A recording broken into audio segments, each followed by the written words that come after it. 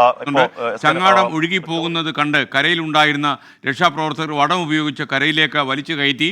ഇതിൻ്റെ ദൃശ്യങ്ങൾ 24 ലഭിച്ചു. ഇപ്പോൾ പ്രേക്ഷകർ സ്ക്രീനിൽ കാണുന്നത് ഈ ചങ്ങാടം അപകടത്തിൽപ്പെട്ടതിൻ്റെ ദൃശ്യങ്ങളാണ്.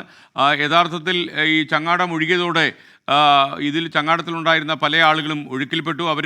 അവരെ രക്ഷപ്പെടുത്താൻ പ്രവർത്തകർക്ക് കഴിഞ്ഞു. ഇപ്പോൾ സ്ക്രീനിൽ കാണുന്ന ദൃശ്യങ്ങൾ അതിൻ്റെ സംഭവമാണ്. പക്ഷേ ഒഴുക്കിൽ പെട്ടുവെങ്കിലും ആളുകളെല്ലാം രക്ഷപ്പെടുത്താൻ കഴിഞ്ഞു എന്ന ആശ്വാസകരമായ വാർത്തയുണ്ട്.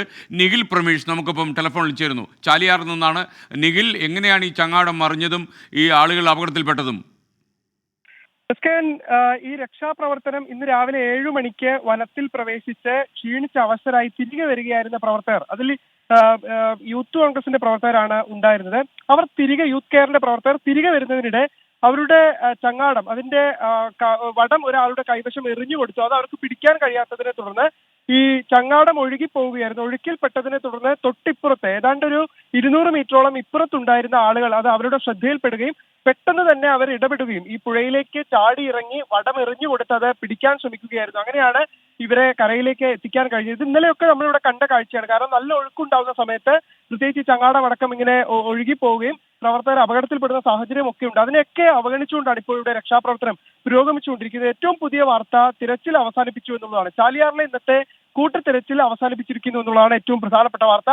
കാരണം 5 മണിക്ക് മുൻപായി മുഴുവൻ പേരും തിരികെ എത്തണമെന്നുള്ള നിർദ്ദേശം ഇതിനോടകം തന്നെ നൽകിയിരുന്നു. കാരണം 5 മണിക്ക് ശേഷവും തിരച്ചിൽ തുടരുകയാണെങ്കിൽ സ്വാഭാവികമായിട്ടും വനത്തിനകത്ത് ഈ രക്ഷാപ്രവർത്തകർ കുടുങ്ങിപ്പോകാനുള്ള സാധ്യതയുണ്ട്.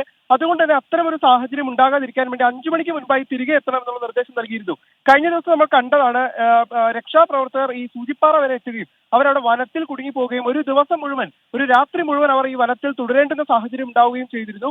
ഇതേ തുടർന്നാണ് 5 മണിക്ക് മുൻപായി മുഴുവൻ പേരും തിരികെ എത്തണമെന്നുള്ള നിർദ്ദേശം നൽകിയതും ഇനിയിപ്പോൾ ഈ രക്ഷാപ്രവർത്തകർ ഓരോരുത്തരെയായി തിരികെ മടങ്ങിയെത്തുകയും ചെയ്യുന്ന കാഴ്ച ഉണ്ടാവുന്നത്.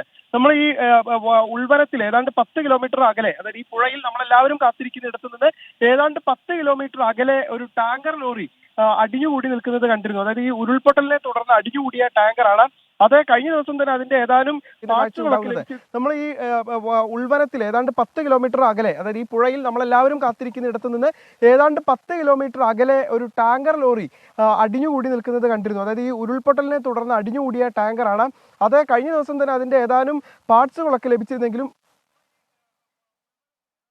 രമേശാണ് ടെലിഫോൺ ലൈനിൽ ഉണ്ടായിരുന്നത്. ഏറ്റവും പ്രധാനപ്പെട്ട ഒരു വാർത്തയായിരുന്നു. സന്നദ്ധ പ്രവർത്തകർ സഞ്ചരിച്ച ചങ്ങാടം ഒഴുക്കിൽപ്പെട്ടു. ചങ്ങാടത്തിലുണ്ടായിരുന്നവർ പുഴയിലേക്ക് വീണു. എന്നാൽ മറ്റുള്ളവർ ഇടപെട്ട് അവരെ മുഴുവൻ രക്ഷിച്ച് ചങ്ങാടം കരയിലേക്ക് വലിച്ചു കയറ്റി. ആശ്വാസം, ആർക്കും ഒരു പ്രശ്നം ഉണ്ടായില്ല. ഈ ദൃശ്യങ്ങളാണ് ഇപ്പോൾ പ്രേക്ഷകർ. ചാലിയാർ പുഴയാണ് ഒഴുകുന്നത്. ശരിക്കും ഒഴുക്കുണ്ട്, ഈ അടിയൊഴുക്കുമൊക്കെ ഈ പുഴയ്ക്കുണ്ട്.